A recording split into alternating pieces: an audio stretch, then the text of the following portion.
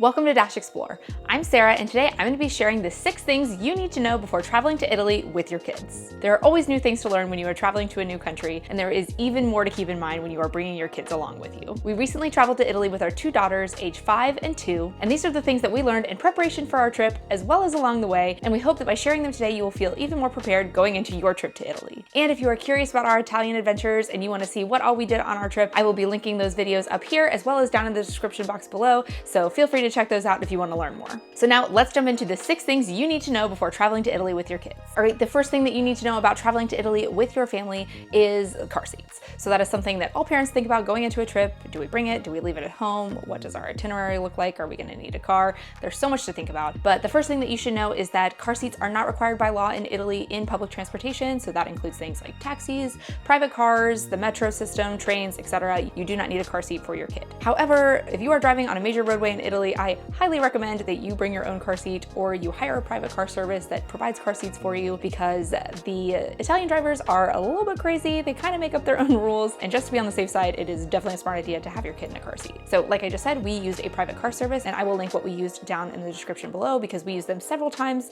throughout our trip. They offer service all throughout Italy, and we had nothing but great experiences with them. And we are also not sponsored. We just had a wonderful time. So if you are considering some kind of private car service, check out the description below. But if you are not looking to hire a private car service, they also have excellent public transportation all throughout Italy. There are metro systems in a lot of the major cities. We did not use it in Rome, however, we did use it in Naples to get from the train station to our Airbnb. It was a little slow, there were a little bit of delays, but it was very easy to use, and it was not worth bringing a car seat just for that little section. We also used the local train service to get from Pompeii out to Sorrento, and that was another very easy experience for us, as well as the major train systems to get from the bigger cities like Rome to Florence and Florence to Naples. That was very easy to use, very seamless, and riding a train is super cool, especially when you're a little kid, and the girls just absolutely loved those experiences. There are also boat methods of public transportation, which was really cool. We got to take a ferry boat from Sorrento back to Naples, which was another really cool experience for the kids as well as us because the views are amazing. But also from our previous trip when we were in Venice, there's also a lot of public transportation on boats in Venice and all the surrounding islands.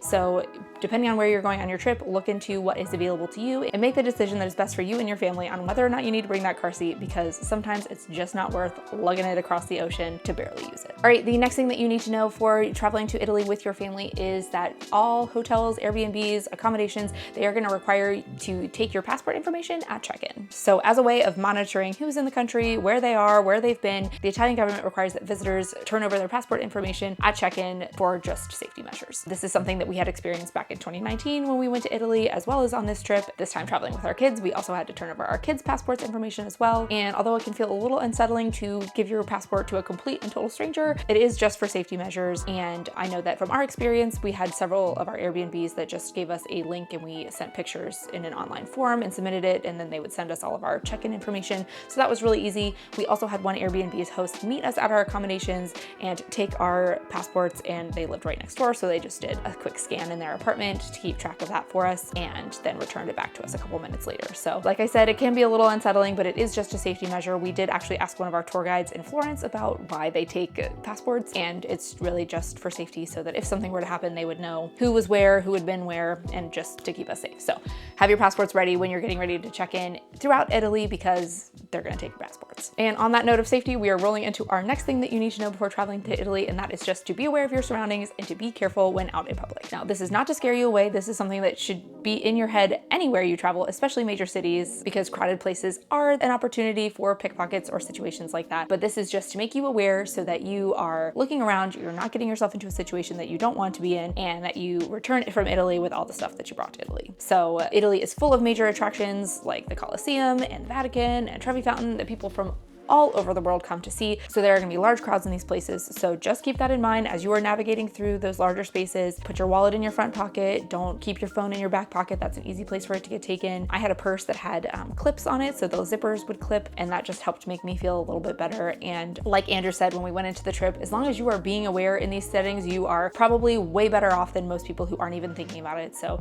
just make sure you keep your kids close. If there's anybody that's trying to hand you something or to get you to sign a petition, just don't don't engage with anybody, don't take stuff from strangers, especially in these major touristy places. It is probably some kind of a trap, and just don't engage, keep on going on your day, and just be aware in all situations so that everybody stays safe. And again, this is not to scare you, it's just to make you aware and to avoid any potentially scary situations. All right, the next thing that you need to know before traveling to Italy with your kids is strollers. You are probably planning to bring a stroller if you have a child under 5, 6-ish, and I'm just here to prepare you that although you will definitely need it, there are things to see all over the cities. You're probably going to be doing 20,000 plus steps a day trying to get and see everything that you possibly can, but also keep in mind that especially these older cities, Pompeii, Rome, were not designed for the modern day stroller. So places like the Roman Forum, the actual architectural site of Pompeii, the cobblestones are not very stroller friendly. So if you are doing visits to those specific attractions, it's probably better to let your kids walk or bring some kind of carrying device for your kids so that you don't have to push the stroller, because it is rather tough in some of those situations. Or if you are coming to Italy for a longer time, you may want to consider bringing a larger stroller with the big fat tires on the front that's not so compact for travel, but is a lot more friendly to those bumpy streets, because the cobblestones are pretty tough on the stroller and your suitcases, so keep that in mind as well. But just know that as you're going into this trip, if you have specific activities planned, make sure you do a little research, see what it says or what people say online about bringing a stroller there,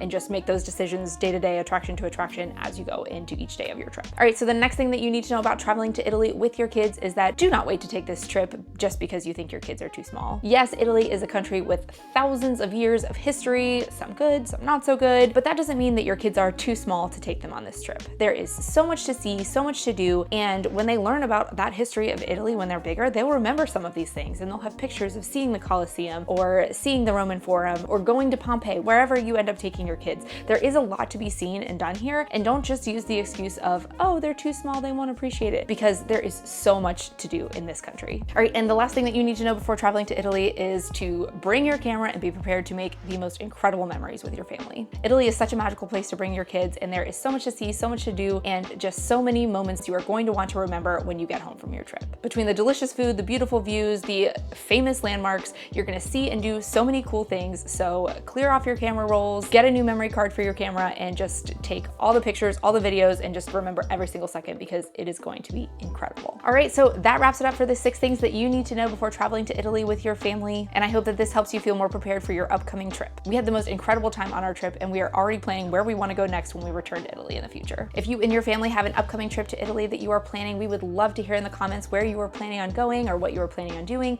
or answer any questions you might have about traveling to Italy with your kids, because we learned so much from the internet community, from Facebook, from YouTube, and we would love to help you in any way that we can. So please leave a comment below if you have any questions or anything that you want to share. We would love to hear from you. And if you found this video helpful, we would really appreciate it if you could give this video a like.